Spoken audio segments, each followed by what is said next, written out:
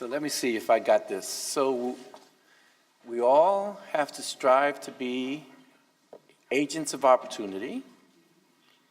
We have two options: mitigation or adaptation. Ignoring the facts is not an option. We have to engage the community and listen to the community because they know the answers for themselves and for their neighborhoods better than we do as bureaucrats. We need to not think that someone else is going to solve it. We have to involve ourselves. We have to not think that there's going to be some deus ex machina that's going to solve all the issues. We have to engage with an urgency of now. I like that, urgency of now, Gypsy. And we have to do this in a thoughtful way that involves equitable solutions for all of our community, all of the members of our community. And most of all, as someone who's 60-something years old, respect and care about our elderly, take care of us. Take care of them. And I think the challenges are many. And we're going to have Harriet Tregoning come up and help us crystallize this all. And also, what we've promised all day long, hopefully engage us in some interaction with the audience as well. So I bring you our Assistant Secretary for Community Planning and Development. I'm not going to use that other term, because you are the Assistant Secretary for Community Planning and Development, Harriet Tregoning. Thank you. Good afternoon. So this has been a great day for me. I hope it has for you as well. For me, this is the fourth in a series of conversations that HUD has been a part of, trying to stimulate across the country the very kind of discussion that's been going on here today, lifting up local issues and best practices, engaging people who live in or care about cities, and making sure that these conversations don't just stay here in Miami or there in Washington or there in Chicago, but actually rise up and be part of conversations that are happening in communities all around the globe. I was really happy to be in Chicago to kick off our first one of these conversations in March. Last month, Philadelphia and Detroit hosted convenings, and El Paso will be next June. But I think in a lot of ways, Miami's convening has been different. The path that you took to today's conversation, considering the long-term challenges that we need to address to build resilience, but also issues that even if we weren't having this conversation about climate change and about rising sea levels, these would be issues you'd want to be tackling anyway, right? Equitable development, affordable housing, mobility, transportation, opportunity in communities, and how to make sure that that opportunity is distributed in a more equitable way. And considering the people who will be responsible for tackling these problems or suffering from them if we don't. That's part of what's made it so remarkable. When it comes to the UN negotiation, this is going to be the most inclusive conference that the UN has ever held. It has historically been a country-to-country engagement. But for the first time ever, there's this sub-national engagement. That is civil society, mayors, local governments, NGOs, have been having these conversations, been invited to provide input and participate in informal consultations at the UN. All of you in Miami took this message of inclusion to heart, and I particularly loved how the folks who were here from the 3 high schools were engaged, and I was really impressed by all of that. I'm going to tell a little story that relates to a lot of what the conversation has been about today, and I'm gonna wow you with some facts about HUD that you didn't know. Okay, and this is something that I didn't know. So I came to HUD almost 3 years ago, and I had no idea at all that HUD had anything to do with disaster recovery. Right? Isn't that FEMA, right? Some other agency like HUD involved in disaster recovery? In fact, HUD has an enormous role in long-term disaster recovery. Can you guess how many billions of dollars Congress has appropriated to HUD since 2000? Want to throw out a number? How many? $1 billion. 50 billion. Almost 50 billion. And I got to tell you, when I got to HUD, I was really surprised to learn that. And I was also a little bit surprised and a little bit distressed to learn that much of that money had been spent to lovingly rebuild things exactly as they had been, exactly where they had been, right? Even though things are changing pretty rapidly. And in some cases, that has meant that the government has been back several times to exactly the same place to fix exactly the same problem, right? Not necessarily a great use of money, but you do know that in the immediate wake of a disaster, that is what people want. They want their normal life back. You know, they want what they had back. That's a natural human impulse, not really that surprising. But what if you could do something that would get you a different outcome? What if you didn't have this conversation with the community right in the wake of their disaster, but maybe a little bit later? So recently, we found we had $1 billion, your $1 billion, we had $1 billion left after responding to a whole series of disasters between 2011 and 2013. You know, there were more than 200 presidentially declared disasters in that period of time. Just a 3-year period, more than 200 presidentially declared disasters. They affected 48 states. The District of Columbia and Puerto Rico, 2/3 of all U.S. counties had declared disasters. The big one that we were all talking about was Sandy, right? That was a really huge one, but it was a whole bunch of other places. So at HUD, we decided we would do something different. We'd put that money out competitively for the very first time ever, because we'd normally given it out by formula and then let local governments and states decide how they wanted to spend it. And most of that money, like I said, had been spent just to rebuild what was there, not to think about the future, not to think about if you were going to put millions or hundreds of millions into a community, you wouldn't bring back the 90s, right? You would think about what's coming. How can I make my community stronger? How can I make the economy more diverse? How can I engage more people? So that's kind of what we asked. And what was really funny to me, like I may not have had to spend that $1 billion, like maybe it should have just come to your high schools. Because some of the exact kinds of solutions you came up with was what the winners of this ultimate competition came up with, right? So they learned something in the course of doing this competition. It was like more than a year-long competition. And it turns out that if you were to ask somebody for ideas about what to do to make your community more resilient, sometimes what they have is some project that's been there a long time. They've been trying to get funding for years, maybe decades. And here they are. Now you have got the money, fund the project. But in fact, that may not have been a great project 40 years ago when they first thought of it.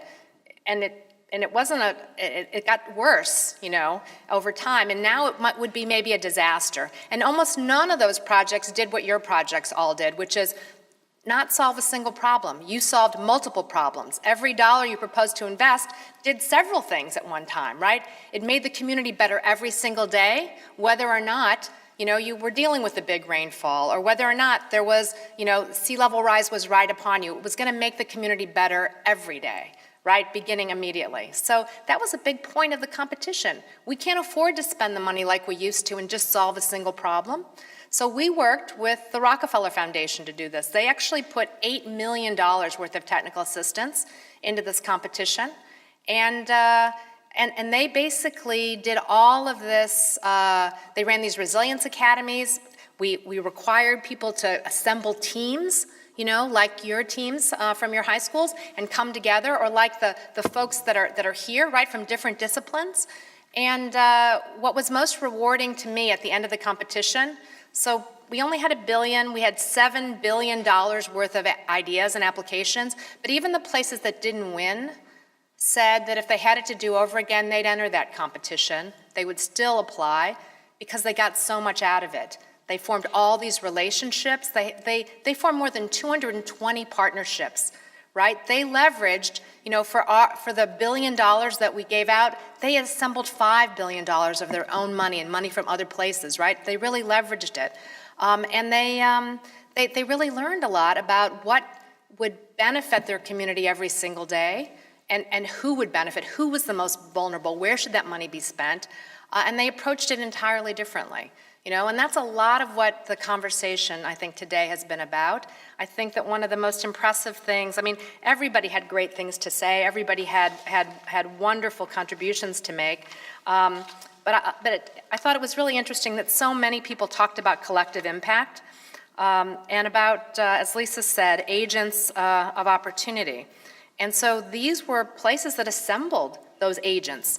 They were always in the community, but they had never been engaged together. And when you think about learning, right, from the past and doing something better, right, was it Einstein that said, what is it? The definition of insanity is doing the same thing over and over again and expecting a different result, right? So we have to do different things. We absolutely have to do different things. And that's both what the competition was about, but, the federal government gives out money all the time. What if it was the process of applying for the money that changed your community? That's a little bit what Promise Zones is about, because there's always much more demand than there is money. And so it shouldn't just be about how the money gets spent, but how can you change those agents of opportunity? How can you create more collective impact in the process of the competition itself? And I think that in many ways, when we're talking about Habitat 3, and we're talking about the Sustainable Development Goals, we really have to think about how we can come together more and work together more as communities. I want to say that, just to kind of review the bidding, although I think so many people did a great job of this. I loved even the conversations about how do we feel about the term resilience? Do we like it? Is it aspirational? Is it optimistic? Is it punitive? And before resilience, do you remember sustainability? So I think what resilience is a response to is the enormous change we're facing, right? Sustainability sounds a little bit like we can take what we have and manage it and maintain it. Resilience challenges us because things are going to change. They're not going to stay the same, not in any of our neighborhoods, not in any of our communities, not in any of our cities or in our nation. It's going to change. So how are we going to deal with that change? What kind of a place are we? Can we adapt to that change? I remember what Bill McDonough, an architect who was the dean for a while at the University of Virginia, said about sustainability. He was like, He didn't really like it, Like if I asked you, how's your relationship with your spouse? And you said, sustainable, right? Not that great, not that aspirational. I think resilience is also one of those kinds of words. It's not necessarily aspirational, but what I heard today was really aspirational, right? How to make our communities strong, better, how to make sure everybody benefits, how to change historic patterns so that people that have lived in neighborhoods for generations in poverty have a different path to follow and a different set of investments that they can really rely upon to get where they need to go. Liz Plater-Zyberk began this morning's panel on resilience mentioning the different scales. And I think scale is a really important conversation that we've touched on today a lot as well. I loved the last panel where we talked about scale from the personal, the individual. Resilience calls on you to have individual traits of open-mindedness, inclusiveness, grit and determination. But those scales of resilience actually apply across the spectrum. We can talk about it, and that last panel did, at the scale of the neighborhood, at the scale of the community, the scale of the city.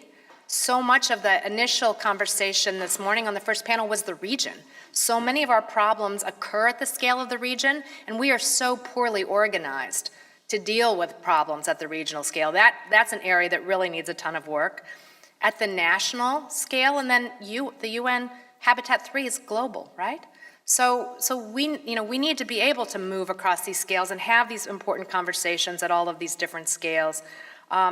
When it comes to mitigation and addressing the threats of climate change, we have to agree to measures globally, but they get implemented locally. And whether they have the kind of benefits that our young leaders talked about really depends on how those projects are conceived at the local level. Mitigation and adaptation are not an either-or. We're going to have to do both. And we have to develop, ways of working more on the regional scale. We're lucky to have a leader like Isabel at the South Florida Regional Planning Council. We've worked together a long time, and South Florida was one of the places that got a Partnership for Sustainable Communities grant. But 74 places got those grants around the country, and there is some amazing, amazing work going on, with these new regional relationships, with these new ways of addressing problems, which has been truly amazing. I think that another important issue for us is after today's presentations, from the sustainability strategies in Miami Beach to the housing affordability work pioneered in East Havana and Little East Havana, and of course, again, the student presentations really floored me. I'm really confident that in South Florida, you're really setting some strong leadership and examples of how we move forward, how we build resilience in an inclusive way. Your innovations and your challenges, they've been shared with our international partners at the UN negotiations that Anna Mari mentioned this morning. The success of this new urban agenda, the Sustainable Development Goals, are going to be determined by what happens at the local level. And I'm so heartened to see the kind of dialogue that's happening here. While the challenges are immense, I think that South Florida may have a promising future if what I heard today is really any indication. I want to say just a couple more things. Jose talked about our secretary, the Secretary of HUD, Julian Castro, who calls us the Department of Opportunity, which, he took a place with a pretty great mission, and he really crystallized the issue of our time. And I was so happy to hear people talk about that in almost every presentation, because that is the issue of our time. I mean, all the rest of this conversation is kind of irrelevant if we continue to have the kind of disparities that have characterized so many of our cities and so much of our nation, because there's the high probability that those disparities are going to get much worse unless we act, we act locally to do things to reverse that, and that is enormously important. Secretary Castro gave an address to the UN a few weeks ago, and he called cities incubators of human progress. But one of the things, I was at COP21 in Paris at the end of November, beginning of December, and it was really clear to me that cities were also the source of so much of the innovation happening all across the globe. I know that if we could turn back time to when we began those negotiations, we would have never had them be just among nations, right? Because civil society, NGOs, the kinds of people that have been represented here today, universities, but particularly cities, right? They would have been part of the negotiations because they are dragging countries behind them, right? They have to solve these problems. They have to act. Innovation for them is a brand, right? And they are learning more and more that failure isn't a bad thing. You only fail if you're actually trying to do something, and no city can afford to stand still where they are. They have to try, and failure is a badge of honor because at least you're trying to solve, the problems, the tough problems that really face you. I loved seeing those mayors. They would swagger up to every podium and say, "We got this." Everything that lowers emissions of greenhouse gases in our cities, like energy efficiency, like solar panels and clean energy, like transportation choices, those things make our cities more competitive and make our citizens, make our city more affordable, make our citizens more successful, and it diversifies our economy, it keeps more money locally. All of those things are huge in our cities. We've got this. We've got this. So it was amazing, and I think that's a huge part of why COP21 was as successful as it was. And indeed, success is going to be determined going forward by cities, by places that are going to be able to come together and act like Miami in a regional way, think and develop in more resilient and inclusive ways, and by the examples that we heard about today. So I think South Florida has a promising future, even though the challenges are really immense. And like I say, I think you're taking all the steps in the right direction. The U.S. is a powerhouse in the international negotiations, and countries want to know what's our position, and they pay attention to what we prioritize. And our strength around the world comes from our values and who we are as Americans. I'm devastated by what happened in Orlando, and I couldn't agree more with Ignacio. We have to face our problems and address them, including sensible gun control. But I'm so overwhelmed by the support and the resilience that people have demonstrated in response to that tragedy. And I think that, that it's the response that represents the best of who we are. We're inclusive. We love our fellow Americans. We're innovative. We focus on solutions and we look to the future. That's what Habitat 3 is about. That's what we bring to Habitat 3. I heard about this American ingenuity throughout today's discussions, and I'm confident that we're going to lead the pack in achieving the goals of the 2030 Agenda and the Paris Agreement. So thank you so much for being here today and for all the immense ideas and integrity and intellect that you've contributed. So here's to you.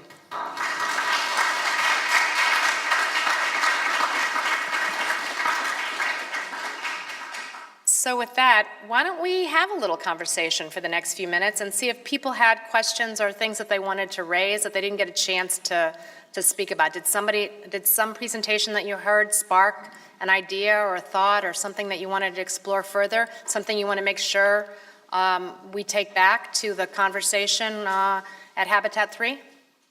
Something else? Yes.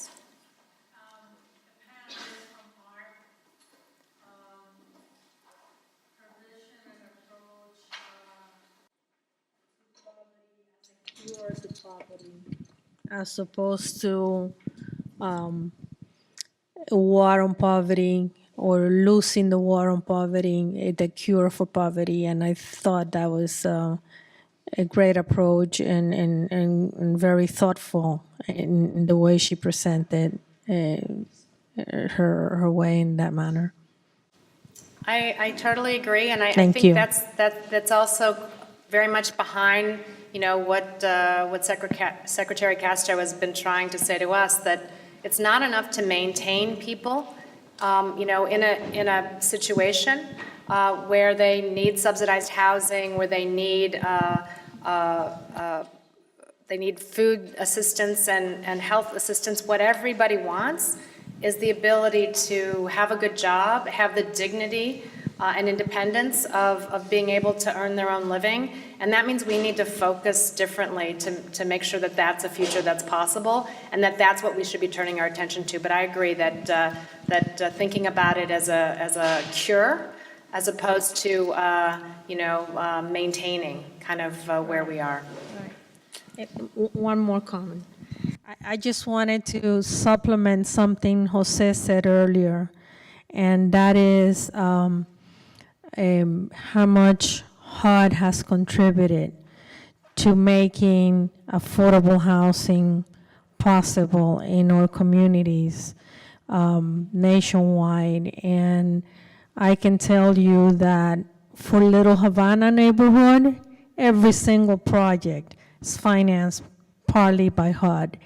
And every homeownership project in the state of Florida is financed through funds from HUD, as well as some of the tax credit projects. So if it were not for HUD, none of the affordable housing that we see today would be available. So we really appreciate all the effort you guys put into this. Thank you. We love you guys. Other questions or comments? Yes, up at the top. So I'll wait for the microphone. I know you've got a good voice. You've had the privilege of getting to see and hear from other communities in the country, and I recently heard a conversation about careers and how sometimes persons get stuck by what their 19 or 20-year-old selves envisioned as their career, and that there wasn't enough reflection or flexibility in our labor markets for people really to make dramatic changes, because what they envisioned of themselves at age 20 and 19 wasn't necessarily appropriate, and the world had changed. So although this is an entire process that communities are going through, globally we're going through, for where we want to be, I wonder, are there any communities that you've seen that have really addressed how to move forward with some vision, at the same time acknowledging we're going to change and that vision might change? Have you any examples you could point us to? I think that's a great question, and I think that I could give you two kinds of examples. I can talk about an infrastructure project, right, which almost by its definition seems like it can't change, right, once you've built it. But I would also talk about it in terms of the students that are here in the room. So, you know, I'm a civil engineer who used to do environmental enforcement work, and now I do housing and planning and community development. And it was never my intention to do those things. I wasn't even aware of those things as choices when I started. I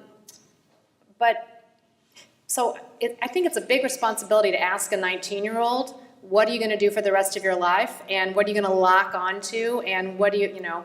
I think that in fact, you know, the ability to learn, the ability to work well with others, the ability to be flexible and adaptable, the ability to be creative, that those are some of the things that enable you to move across careers and across fields.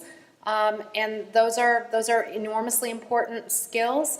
I don't think engineers necessarily always have those skills, but maybe that's why I wasn't so great in engineering, I don't know. But so that's one kind of adaptability. I know that most of the young people that I've worked with over the last 10 or 15 years, you know, they're not thinking about any job as a lifetime thing, you know, even traditionally like a job in the federal government, right? Or a job in any kind of government. They want to try different things and gain a lot of different experiences and see kind of what is the right fit for them and what gives them the kind of quality of life balance. So let's move to infrastructure, right? One of the things that we know is that if you drew a straight line from 40 years ago to 40 years in the future for demand, right, for any kind of infrastructure, you'd be certainly wrong. Stormwater and water infrastructure, telecommunications, transportation, right? Because demand is really changing. Technology is helping to change it, but so are people's preferences. So what about an adaptable infrastructure? One of the projects that was part of the Rebuild by Design competition after Hurricane Sandy was a project in Hoboken that started out with a parking garage that was built underground for a revitalizing downtown Hoboken that envisioned a future when parking your car would be sort of an obsolete thing, that either self-driving cars or lower demand for driving would mean that parking structure could be something else. In this case, storm surge storage, storing lots and lots of water But in the meantime, you could pay off that garage with the parking revenue that you'd collect probably for the next 15 years, right? And over the top of the garage is a park with bike lanes and pedestrian paths, making a real place in that part of Hoboken. So, I mean, that's an example of designing for the change that we're talking about, and I think more infrastructure needs to be that way. Designed for adaptation, designed for a more uncertain future than we've had in the past. But I think that's a great question that we should be thinking a lot more about. Has everybody heard, did everyone get a chance to hear that? Pretty much, so, okay. I think those are really great points, and in some ways you might argue that that catastrophic disaster tax or policy, we have that's called general revenue, and that's how we currently pay for these disasters. They are, Congress appropriates money, and believe me, compared to the number and scale of disasters, it's a drop in the bucket. Most places that have a disaster get no money at all from the federal government, right? And poor people, places where the property values are low and the housing values are low, they get less money, right, than places where the damage estimates are higher because the property values are higher. So, yeah, there's an issue. There's a real issue there, and the folks that might most need that insurance, are least able to pay for it. So I think that's a conversation absolutely worth having. The impact is extremely different, and people with more money, right? So what is a risk factor for resilience? Poverty, right? And that's a lot of the conversation we've been having today. If you want to make your community more resilient, bring more people out of poverty so that they could withstand the kind of shock or stress that would be a disaster, because a middle income or upper income household could recover from it in a year, and it might be a decade or more, or never, right? For a low income household, where all their possessions and maybe their job is gone because of the disaster. So I think there's a big difference in how it affects people, and your point is a good one. Yes. Harriet, this morning we saw, well, you mentioned that, let's start with HUD having a disaster recovery component and rather large, seemingly large budget. And of course, we're all accustomed to thinking of FEMA coming to assist. But there are contradictions sometimes between the two. You and I spoke of one briefly.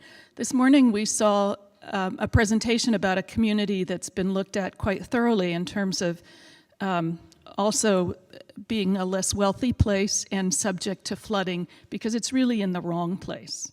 And that would be a kind of ideal case study of trying to repurpose places, moving people out to a better location, to a more resilient and less vulnerable location.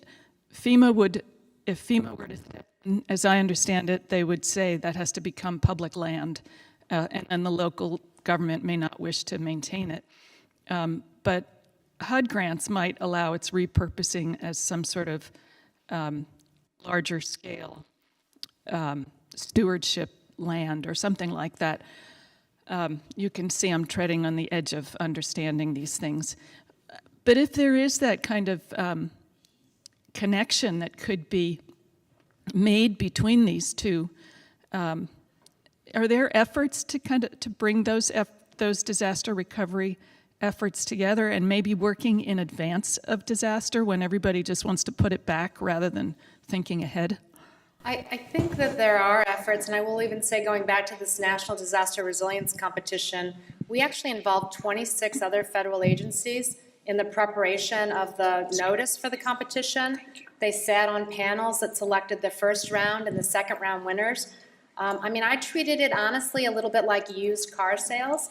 I thought the more they were invested in our process, the more they would fight to get good solutions at the end of the day for the communities that were trying to build resilient solutions, even if it meant changing a policy or doing something, providing a flexibility that they hadn't provided before. So I think that we're at the very beginning of that kind of collaboration, But those agents of opportunity are in the federal government, and that we have to find them and link them together. And when it comes to buyouts and managed retreat from areas that are dangerous, we're also very much at the beginning of that. But I think there are many more creative ways for us to be addressing that issue that probably involve working cooperatively with state and local government and with nonprofit organizations who have much more flexibility than the federal government might have in terms of the range of options that would be available for both how land is managed, what kind of public access there might be to it, what kind of an amenity that might be created, right? So, in the same way that the students presented projects that solved a stormwater problem and created a transportation and community amenity, the buyouts aren't just about moving people, away from a dangerous area, but creating a benefit that might protect the next row of housing behind it, and also create a place where community members could be able to come and really enjoy public access to the waterfront that they might not have had before. So I think those solutions are out there, and we're at the very beginning of thinking about them, but we'd love to be working with the kinds of groups that have been part of this forum today to figure out where to go next with that. I think maybe this will be the last question, and then we'll wrap up.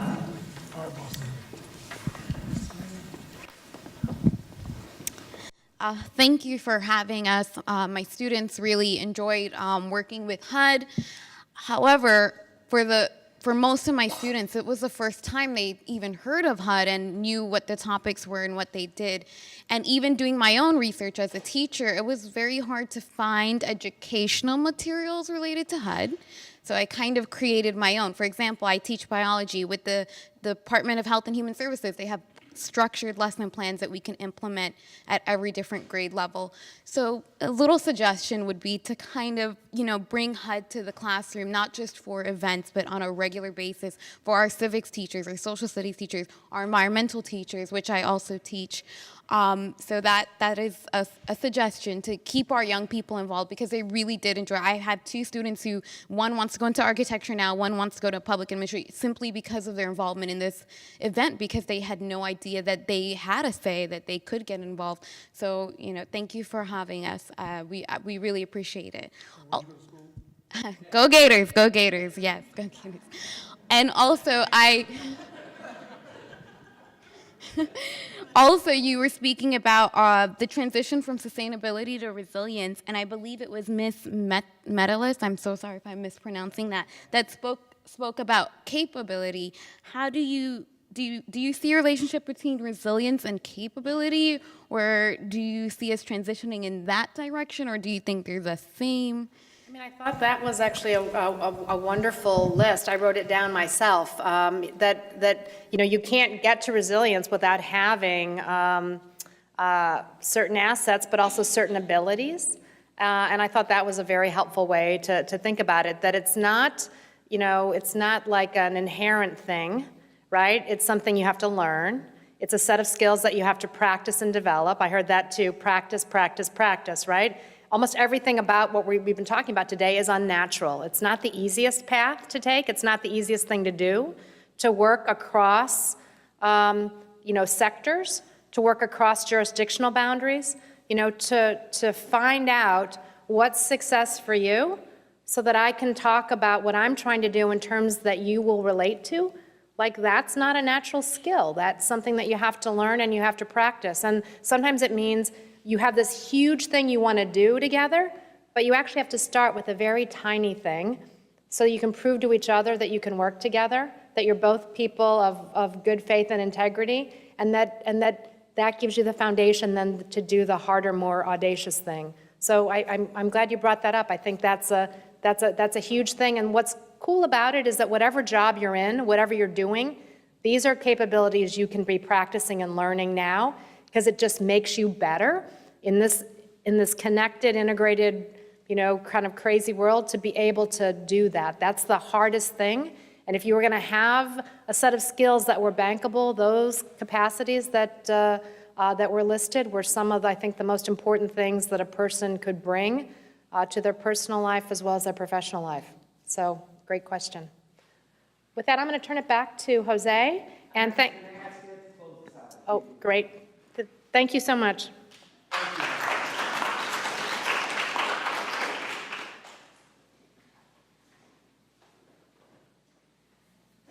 I start off this morning by saying good afternoon, so I'll end today by saying good morning to you all. It's been an extraordinary day. Give yourselves a round of applause for being a part of this. This event already stands out. I said to you this morning that it was anticlimactic in some ways because of the kids event. That really, of the greatest of things, I want to let everyone have the opportunity to comment, but I would leave with Harriet and all of you, the greatest thing that can come out of this meeting, not only today, but of the Quito meeting, is being able to access and synergize the brain power of our new generation of boys and girls, in particular, and teenagers and young adults, to either whether they find their passion, like a young kid in East Harlem, or they're working through it. But the idea that they say, I have a responsibility to make my world better. If we can do that as a result of this conversation and use this example of what's happened here in Dade County, we will have been an extraordinary success. I will tell you, I know Harriet will, I know I will. We have a weekly call and senior staff with Secretary Castro, generally every Tuesday, and he always asks immediately after one of these events, how'd it go? What were the commentary? What were the things that you said were unique? And all of what Harriet alluded to and what has been said today, we won't be able to get a full hour to have that conversation, but we'll give him the highlights of that. And I'm sure when he goes to Quito in the future, he will be talking about what happened right here in Miami as an extraordinary day. It would be inappropriate if I sat down and didn't say a couple of things. One, thanks to our sponsor, our physical host being the University of Miami here. Give them a round of applause, all joking aside, for doing this. It's a great deal. For our folks at the ARP Foundation for providing support, and Madam President for being here, give her a round of applause. To my Miami, as well as my Mississippi HUD team, thank you for what you do, what you have done, being called on several months ago to get this done. Give them a round of applause as well. And the last I'll say, and I think Harriet would not be upset for me saying this way, the conversation does not stop here. Yes, these comments will come together and be forced as regard of notes that'll go up to a larger document that are presented to the UN, but you don't need to wait for Quito this year or 20 years for Habitat 4 to come around and say, okay, what do we need to be doing here? You've heard it all. There's more than enough to be done from this. And the one thing that I did hear, and again, because I get the last comment, I get to use it this way, to my Gator colleague, there is the idea that we can take, the one kernel I take is, hey, it's great to give speeches. We do this all the time. Jose does, Harry does, I do. But to think about that next generation of public servants. There was a president who, in an inaugural address, asked not what you could do for your country. Ask other way around. Good morning. There we go, good morning again. It's a little late, I'm a little tired. But ask a generation to think about what they could do for their country. And we've got to inspire a new generation of kids and young adults and college-age residents and matriculators from all colleges around the country to really give back and put their hand on the plow. These kids are looking, with social media in particular, to change the world. And the way we turn what happened this weekend in Orlando into a new day of opportunity is we turn the lights for these kids in a way that we can have a fully inclusive society. That's what today is all about. That's what Quito's about. Thank you very much for coming. You will have a safe trip back to your respective homes. Thank you.